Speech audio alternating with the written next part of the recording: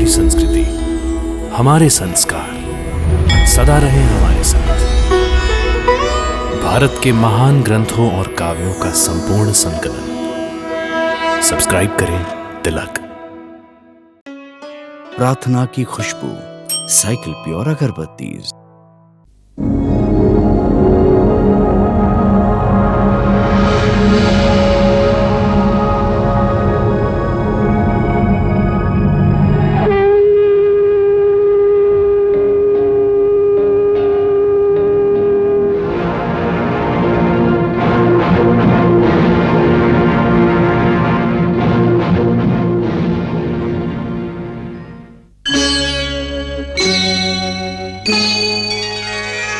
कृष्णा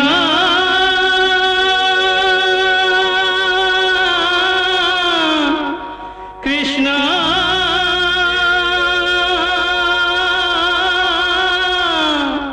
हरे कृष्णा हरे हरे।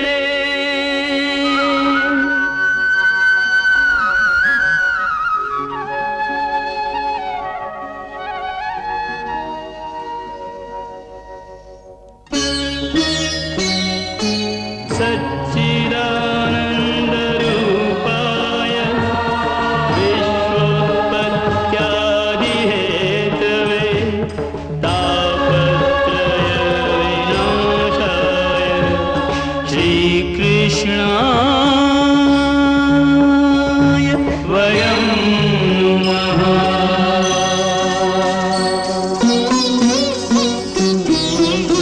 श्रीकृष्ण गोविंद हरे मुरारे, हे नाथ नारायण वासुदेव। हरे कृष्ण राधे राधे कृष्ण कृष्ण हरे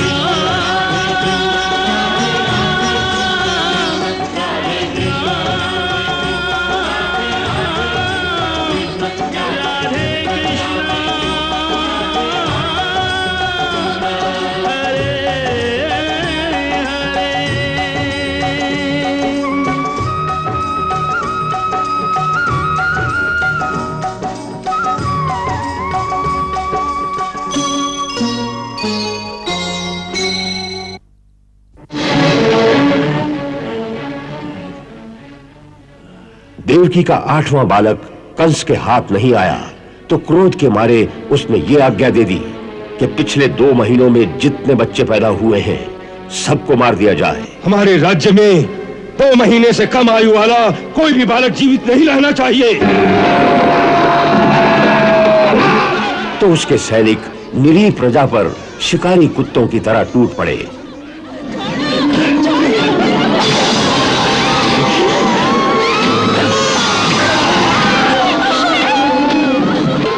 माओं की गोद से छीन छीन कर बच्चों का सामूहिक वध किया जाने लगा।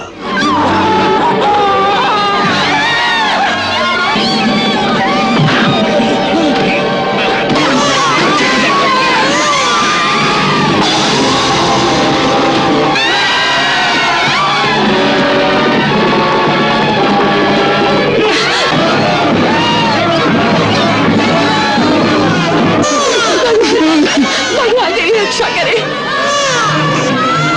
मैंने तुझे जन्म दिया पर तेरा पालन मेरे भाग्य में नहीं है। कई लोगों ने अपने बच्चों को छोटे छोटे लकड़ी और फूस के तख्तों पर रखकर नदी में बहा दिया ताकि वे किसी प्रकार सैनिकों की तलवार से बच जाएं। मैंने अपने बच्चे को तुम्हारी तलवार से बचा लिया है। अब वो नदी में बहता हुआ किसी धर्मात्मा मनुष्य का हाथ लग जाएगा, वो बच जाएगा। अब तुम उसे खुशी से मार डालो।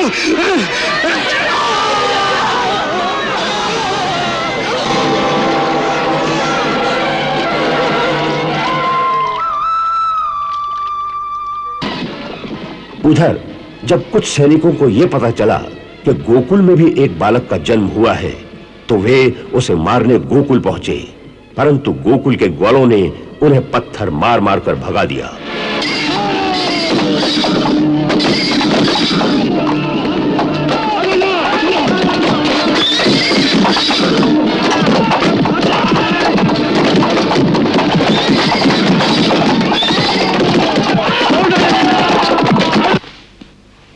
क्या कह रहे हो?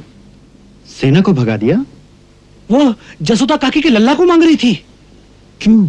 क्योंकि वो उसका वध करना चाहते थे। मुझे और मेरे पुत्र को किसी दूसरे राज्य भेज दीजिए, मैं यहाँ नहीं रहूंगी। जसोदा काकी, इस प्रकार हमारा अपमान मत करो। कंस के हाथ चाहे जितने भी लंबे हों, परंतु हमारे रहते वो हमारे गोकुल के राजकुमार तक नहीं पहुंच सकते। आज हमारे ग्वालों ने उसे ठीक समय पर चेतावनी दे दी है। नंदराय जी, उस समय यह प्रथा थी कि किसी बड़े सामंत के घर पुत्र का जन्म हो तो उसे राजा का आशीर्वाद पाने के लिए बहुत सी भेंट लेकर मथुरा जाना पड़ता था। के प्राचीन प्रथा के अनुसार नंदराय जी को पुत्र जन्म के अवसर पर राजा से आशीर्वाद पाने के लिए उपयुक्त भेंट लेकर महाराजा कंस की सेवा में अवश्य जाना चाहिए। उसी प्रथा के अनुसार जब नंदराय कंस के दरबार में आए तो कंस ने उन्हें धोखा देने के लिए उनसे बड़ी मीठी मीठी बातें की और उनकी भेंट स्वीकार कर ली। सुंदर, अति सुंदर। हम बहुत प्रसन्न हुए और आपकी भेंट स्वीकार करते हैं। नंदराय जी, आपके घर पुत्र जन्म का समाचार सुनकर हमारा हृदय गदगद हो गया था।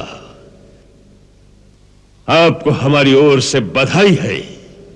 इस अनुकंपा के लिए हम आपके आभारी हैं महाराज। अपने बालक के लिए महाराज का आशीर्वाद प्राप्त करने की आशा लेकर ही हम आपकी सेवा में उपस्थित हुए हैं। अवश्य अवश्य, ब्रजराज के उत्तराधिकारी को हमारा आशीर्वाद अवश्य प्राप्त होगा। वैसे भी नंदराय जी के लिए हमारे मन में बड़ा मान है। आप हमारे बहनोई कुमार वसुदेव के रिश्ते में भाई होते हैं, अतः इसी कारण भी हम आपको अपना बड़ा भाई ही मानते हैं। महाराज का हृदय कितना विशाल है। आज आपने अपने सेवक का मान बढ़ा दिया। नहीं नंदराय जी, नहीं। हम अपने सामंतों को सेवक नहीं, अपना साथी समझते हैं। मथुरा के दरबार में सभी गोकुलवासियों को बड़े आदर से देखा जाता है। आप लोग तो हमारे राज्य की समृद्धि के प्रतीक हैं। नंदराय जी, आपके घर पुत्र जन्म का समाचार सुनकर हमारा हृदय गदगद हो गया था। नंदराय जी, बालक का जन्म कब हुआ था? अष्टमी की रात को।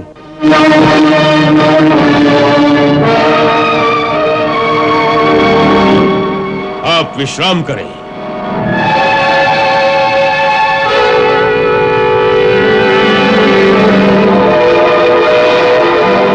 वाह महाराज, वाह, अति सुंदर। आपने उन्हें पूरी तरह से आश्वस्त कर दिया। चाणूर, तुमने एक बात पर ध्यान दिया? इस बात पर महाराज? नंद के घर में यह पुत्र उसी रात को हुआ जिस रात कारागार में देवकी के गर्भ से एक कन्या ने जन्म लिया था। वो रात बड़े महत्व की रात है। जिस नंद के यहां संतान होने की कोई आशा ही नहीं थी, उसी रात को उस नंद के घर में एक पुत्र का जन्म होता है। और उसी रात को देवकी की गोद में जो कन्या मिलती है वो मानवी नहीं थी। हाथ से छूटते ही उसने अपना असली रूप धारण किया और उसने भी यही कहा कि तुझे मारने वाला जन्म ले चुका है।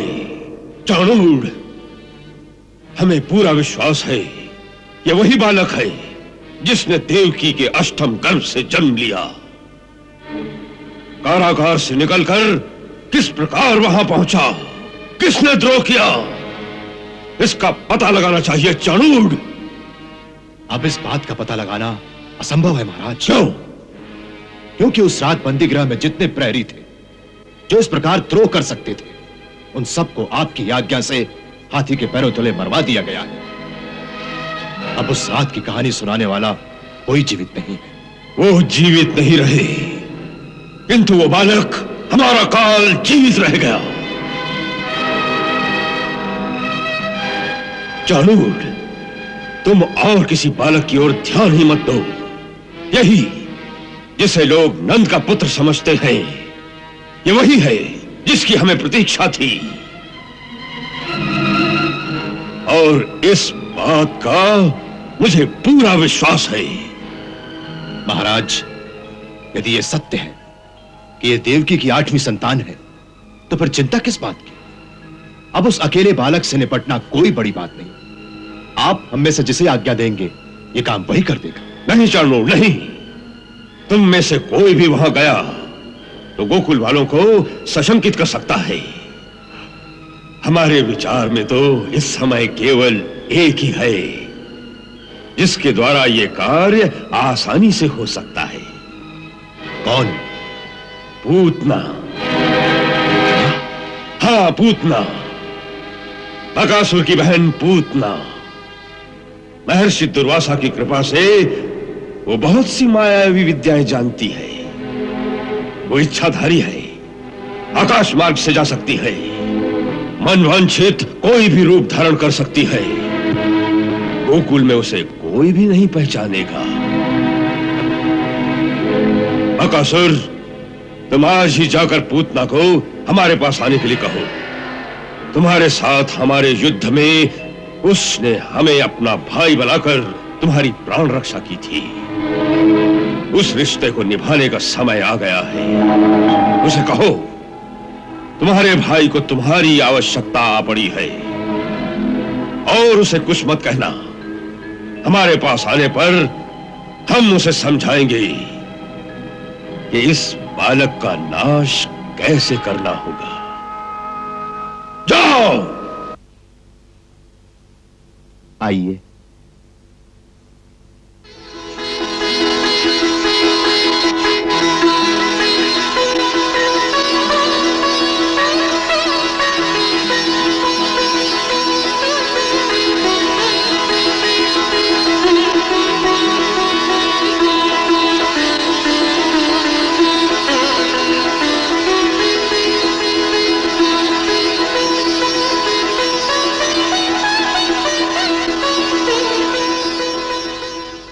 प्रणाम।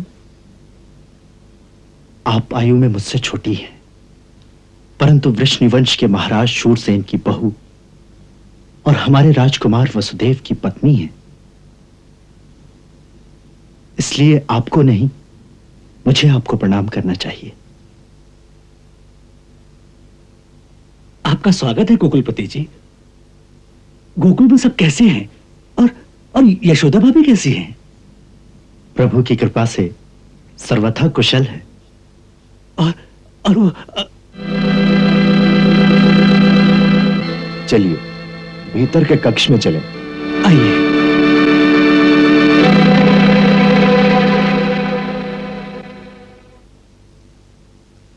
विराजिए।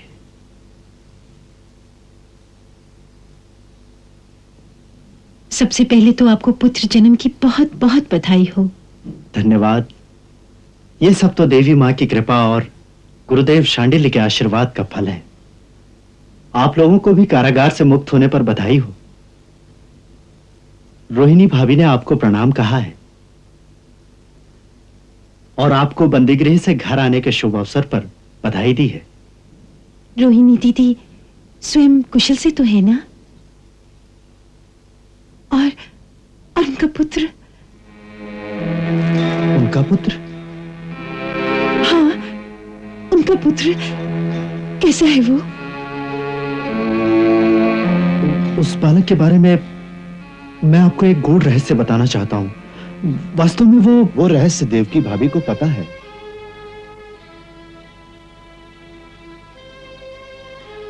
महर्षि गर्ग ने अपनी दिव्य दृष्टि के द्वारा सब कुछ देखकर राजकुमार वसुदेव को वो सारा रहस्य बता दिया था।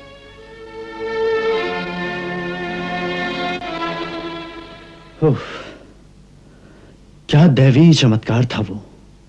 हम सब तो हतप्रभ हो गए थे। रोहिणी भाभी तो किंग कर्तव्य विमूढ़ होकर जाने क्या कर बैठती। गुरुदेव शांडिल्य ने सारी बातों का समाधान करके उन्हें शांत किया तब कहीं मन उनका स्वस्थ हुआ? भाभी ने चलते समय मुझे आपके लिए एक संदेश दिया है। क्या? उन्होंने कहा है, देवकी, मैं तो केवल तुम्हारे पुत्र की धाय हूं, वास्तव में वो तुम्हारा ही पुत्र है।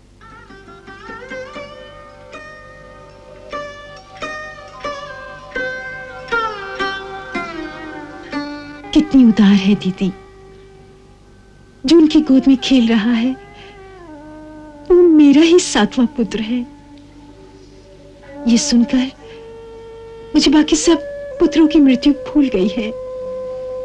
ऐसा लगता है जैसे मेरे हृदय के घाव सब मिट गए हैं। भाभी तो पुत्र को लेकर आपके पास यहां आना चाहती थी। बालक को यहां लाना चाहती थी? हाँ। नहीं, उन्हें कहना ऐसा कदापि ना करे। कंस भैया को यदि भी पता चल गया कि मेरा एक पुत्र भी जीवित है तो उसे भी जीवित नहीं रखेंगे। रोहिणी दीदी से कहना कि वो आप ही का पुत्र है, मेरा कुछ भी नहीं। उनसे भी कहीं ये ना कहे कि मैं उसकी कुछ लगती हूं अथवा मेरा उससे कोई संबंध है। वो मेरा ना होकर ही जीवित तो रहे, बस मुझे और कुछ नहीं चाहिए। चाणूर, अभी तक पूतना नहीं आई। महाराज, उसे लाने के लिए बकासुर स्वयं उसी समय चला गया था। वो आकाश मार्ग से आती है, इसलिए आती ही होगी। चाणूर, अभी नंदराय और उसके साथी मथुरा में ही हैं। सांझ से पहले वो घर नहीं पहुंचेंगे। हम चाहते हैं यदि उनके घर पहुंचने से पहले ही पूतना गोकुल में जाकर अपना काम पूरा कर ले तो उसे सुविधा होगी। महाराज, पूतना आ गई है। हाँ।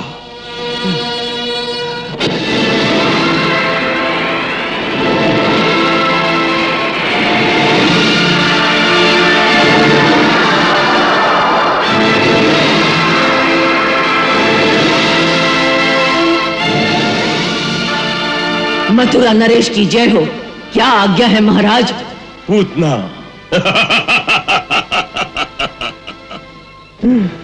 पूतना, तुमने हमें अपना भाई स्वीकार किया है। आज हमें तुम्हारी सहायता की आवश्यकता है। आप आज्ञा दें, पूतना अपने प्राण देकर भी भाई की सेवा करेगी। हाँ, तो इसी समय गोकुल में जाओ और वहां नंद के घर में एक नवजात बालक है। कहते हैं कि उसका जन्म आज से 7 दिन पहले यशोदा के गर्भ से हुआ, पर मुझे पूर्ण विश्वास है आकाशवाणी के अनुसार जिसने मेरा काल होना है ये वही बालक है जिसके लिए मैंने देवकी को इतने वर्ष तक कारागार में रखा। किसी छल के द्वारा वो मेरे हाथ से बच के निकल गया। अब तुम्हें उसकी हत्या करके मेरी चिंता का अंत करना है। एक नन्हे से बालक की हत्या, बस इतना ही काम है भैया। ये नन्हा सा बालक कोई साधारण बालक नहीं है पूतना। यदि मेरा अनुमान सत्य है तो वो स्वयं विष्णु ही है, जो देवताओं की रक्षा के लिए पृथ्वी पर अवतीर्ण हुआ है। इसलिए यह कार्य शायद इतना सहज नहीं होगा जितना तुम समझती हो। हाँ, विष्णु बहुत छलिया है, इसलिए तुम्हें बहुत सतर्क होकर वहां जाना चाहिए। इसकी आप चिंता ना करें। यदि वो छलिया है तो मैं भी उसे छल से ही मारूंगी। वो कैसे? मेरे पास कालकूट नाम का विष है, ऐसा भयंकर कि हाथ लगाओ तो हाथ भी जल जाए।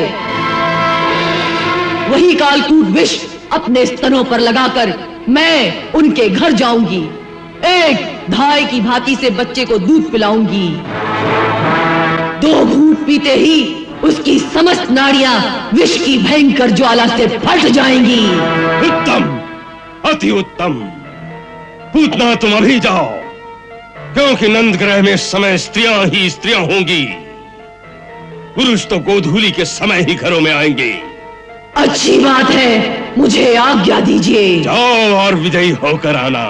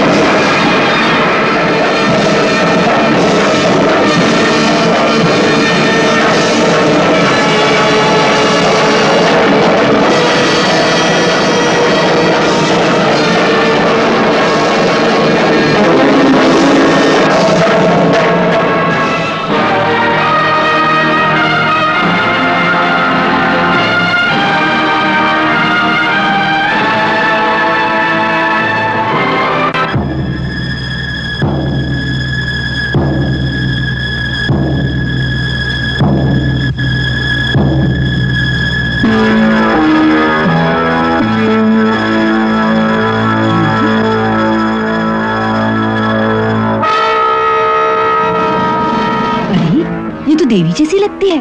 हमारे लल्ला के दर्शन के लिए आकाश से आई होगी। चलो चलकर देखें कि ये देवी कौन है। चलो चलो चले।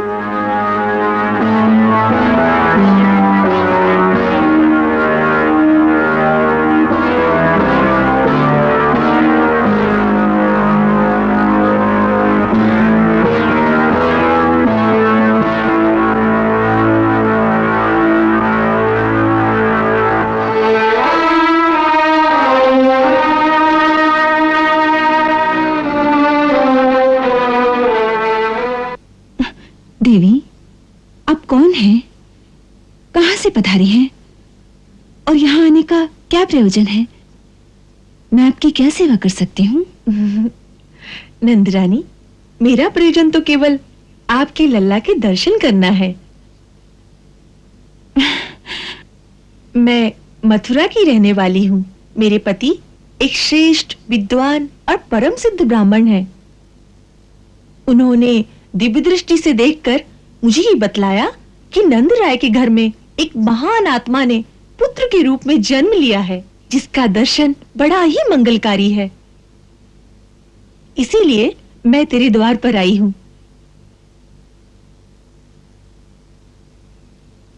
स्वागत है। आसन पर विराजिए। धन्यवाद।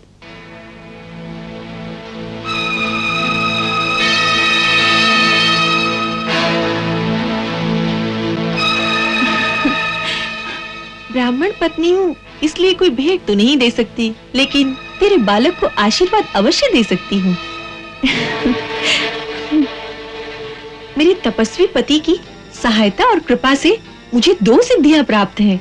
इनमें से एक तो ये है कि मेरा आशीर्वाद कभी निष्फल नहीं हो सकता। ला, इसे मेरी गोद में दे दे, मैं इसे लंबी आयु का वरदान दे दूंगी।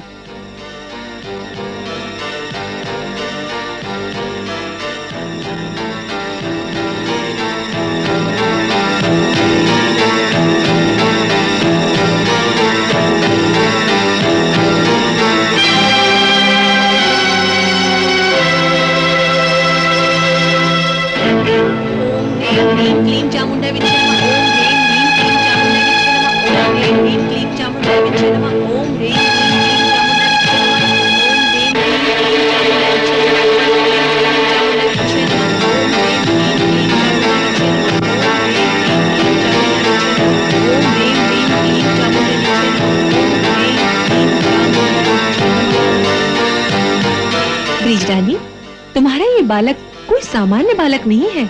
ये तो कोई अद्भुत जीव दिखाई पड़ता है, जैसे देवलोक से आया हो। यशोदा रानी, मैं एक और रहस्य की बात बताती हूँ। मैंने कहा था ना कि मुझे 2 सिद्धियां प्राप्त है। उनमें से दूसरी ये है कि मेरे स्तनों से निरंतर अमृत रस झरता रहता है, जिसके पीने से तेरा पुत्र अमर हो जाएगा। अतः मैं इसकी धाय बनकर इसे अपना दूध पिला देती हूँ।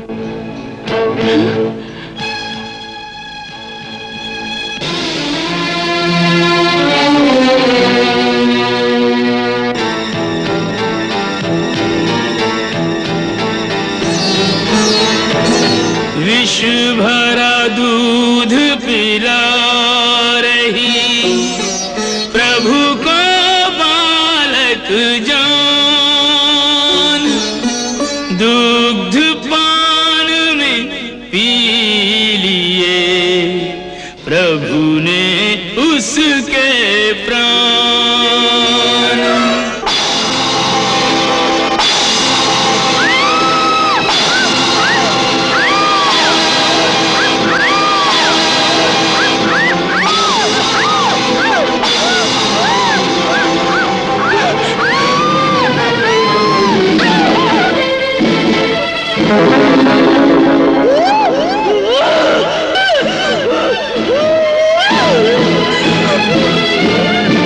राक्षसी!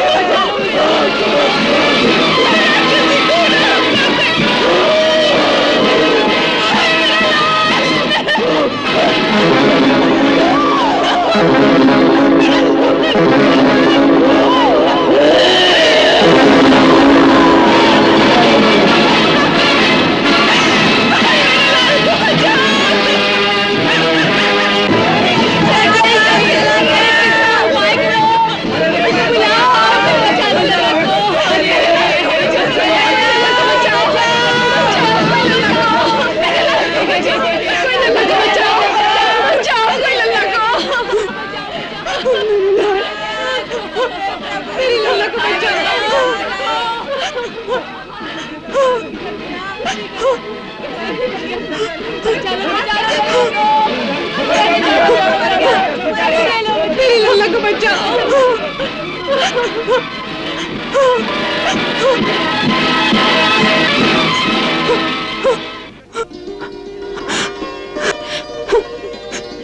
मेरा लल्ला, मेरा लाल, मेरा लाल।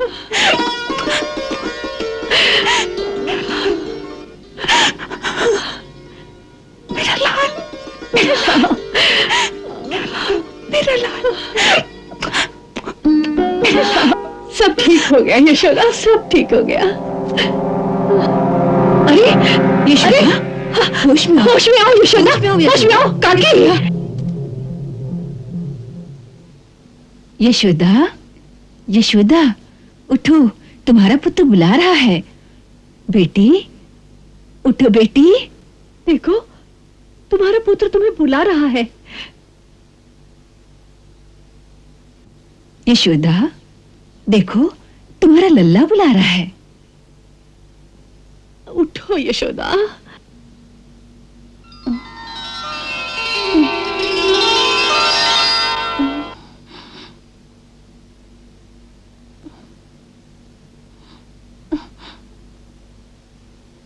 मेरा लाल, मेरा लाल कहाँ गया? वो राक्षसी मेरा लाल ले गई। मेरा लाल। यशोदा होश में आओ, देखो लाल के पास जाना है। तुम्हारा लल्ला यही है, देखो तुम्हारा लल्ला।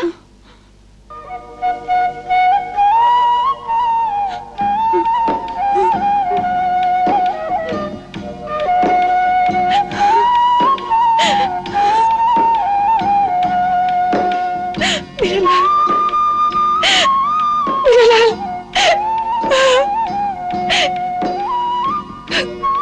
कहाँ चला गया था तू? कहाँ चला गया था? तुझे चोट तो नहीं आई ना? कहाँ चला गया था? मेरे लाल, तुझे कुछ हुआ तो नहीं ना?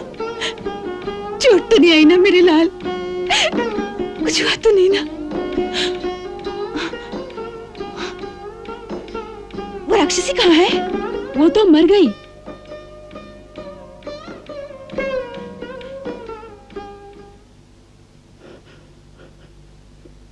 काकी, काकी, ये जो गांव में मैंने सुना, क्या वो सब सच है? बिल्कुल सत्य है। सर्वप्रथम अपने पुत्र के हाथों बहुत सा दान कराओ। नंदराय जी, कोई बड़ा ग्रह टल गया है। फिर कुल गुरु शांडिल्य से कहकर कोई विशेष पूजा कराओ। ऐसी विकराल राक्षसी के हाथों बच जाना कोई दैवी चमत्कार ही है। अवश्य, अवश्य ये गुरुदेव का आशीर्वाद ही है। लल्ला तो ठीक है ना? हाँ नंदराय जी, बिल्कुल सुरक्षित है, पूर्णतया स्वस्थ। लगता है थक गया है, अभी सो जाएगा।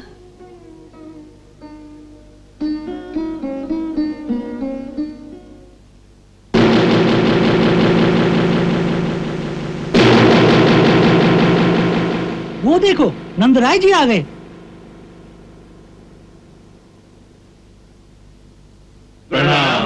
प्रणाम। आते हुए हमने इसी की छाया गोकुल की ओर जाते देखी थी। हमें क्या पता था कि ये हमारे ही पुत्र को उठाने आ रही है। उठा के तो ले गई थी, परंतु ये मरी कैसे? ये समझ में नहीं आता। भगवान की लीला है। शायद उसी आवेश में हृदय की गति रुक गई होगी, यही एक बात संभव है। परंतु है चमत्कार। और सबसे बड़ा चमत्कार तो यह हुआ है कि लल्ला के शरीर पे एक खरोंच भी नहीं आई। और हम सब लोग जब यहां पहुंचे तो ये मृतक देह पर बड़े आराम से खेल रहे थे। नंदराय जी, इस विशाल देह का क्या किया जाए? इसका अग्निदाह तो करना ही चाहिए, अन्यथा इसकी दुर्गंध से सारा वातावरण दूषित हो जाएगा। परंतु इतनी बड़ी चिता कैसे बनेगी? मेरे विचार से 20-25 चिताएं बनाकर इसके शरीर के टुकड़े करके उसमें डाल दिए जाएं। यही उचित है।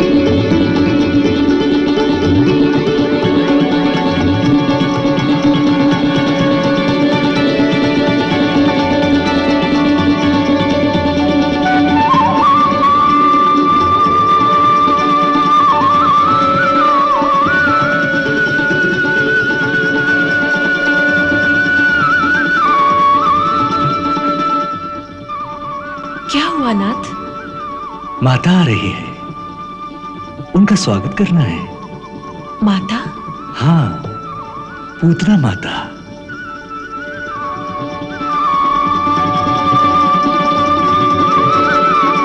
मुझे दूध पिलाकर उन्होंने मातृपद प्राप्त कर लिया है। हमने तो उसके पिछले जन्म में ही उसकी मातृभावना को स्वीकार कर लिया था। पिछले जन्म में? हाँ, पिछले जन्म में। कब? हमारे वामन अवतार के समय। उस जन्म में यह दैत्यों के राजा बलि की पुत्री रत्नमाला थी। जब हम वामन के रूप में उनकी यक्षशाला में पधारे तो उन्हें हमारा रूप अति प्रिय लगा और मातृत्व की भावना जगी। उन्होंने इच्छा की, इसे देखकर जी चाहता है इसे पुत्र की भांति हृदय से लगाकर अपना स्तनपान कराऊं। हमने उस बालिका के हृदय में एक सुंदर कोमल भावना को देखकर मनी मन उस प्रस्ताव को स्वीकार कर लिया और कहा, तथास्तु। और जब हमने बलि से प्रतिज्ञा करा के अपना त्रिविक्रम रूप धारण किया और उसका सब कुछ छीन लिया तो रत्नमाला को हम पर बहुत क्रोध आया और उसके मन में दूसरा शत्रुता का भाव उठा। यदि ऐसा छलिया मेरा पुत्र हो तो उसे मैं दूध में मिलाकर विष दे दूंगी। हमने उसकी वो इच्छा भी स्वीकार कर ली। सो इस जन्म में एक साथ उसकी दोनों इच्छाएं पूरी हो गई। हमें विष भी दे दिया और अपना दूध भी पिला दिया। परंतु उसने आपको ऐसा भयंकर विष दिया, आपको उसका कोई रोष नहीं? नहीं राधे, विष तो हमें ऐसा लगा जैसे मां प्रेम भरे क्रोध से अपने बालक को पीटती है, उसकी तो चोट ही नहीं लगती। और उसके साथ मां का दूध तो इस धरा का अमृत है। दूध पिलाया तो पूतना माता को मातृत्व का आदर देकर सालोक मुक्ति प्रदान करती है। ऐसा दीन दयाला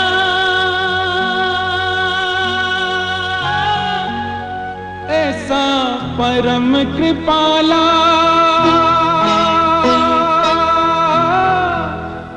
ऐसा हृदय विशाला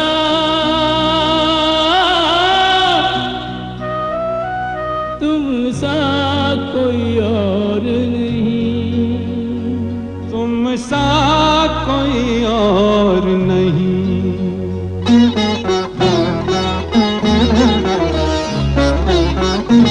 ऐसी कृपा लुटाने वाला तुम सा कोई और नहीं।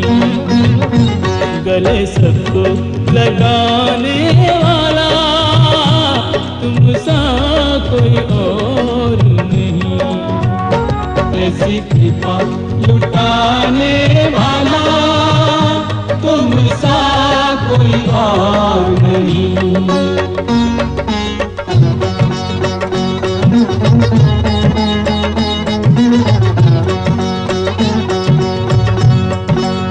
असुरी को सुरधाम पठाया, दूध पिए का मोल चुकाया। स्वामी ऐसा चलन तुम्हारा, जिसको मारा उसको तारा, जिसको मारा उसको तारा। ये वचन निभाने वाला तुम सा कोई और नहीं। ऐसी कृपा लुटाने वाला तुम सा कोई और नहीं। श्रीमन नारायण नारायण नारायण, श्रीमन नारायण नारायण नारायण, श्रीमन नारायण नारायण नारायण, श्रीमन नारायण नारायण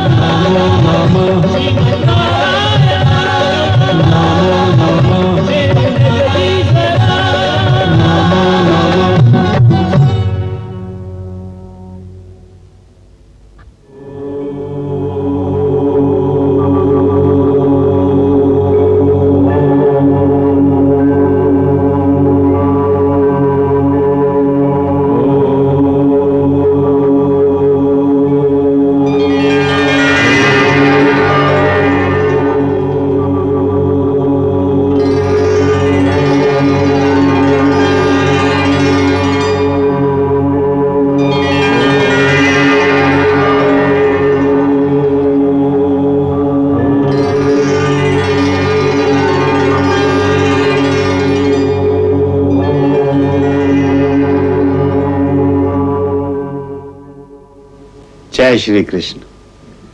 पूतना के बारे में आम धारणा यही है कि उसने अपने स्तनों पर विष का लेप करके जब श्री कृष्ण को अपना दूध पिलाया तब भगवान श्री कृष्ण ने दूध पीने के साथ साथ उसके प्राण भी हर लिए। जिन दर्शकों ने श्रीमद् भागवत अथवा ब्रह्म वैवर्त पुराण का स्वयं अध्ययन नहीं किया, उन्हें उस परम दयालु भगवान की इस करुणामयी उदारता का पता नहीं होगा कि उनका दूध पीने के कारण श्री कृष्ण ने पूतना को अपनी माता का पावन पद प्रदान करके अपने ही गोलोक धाम में उसे स्थान दिया।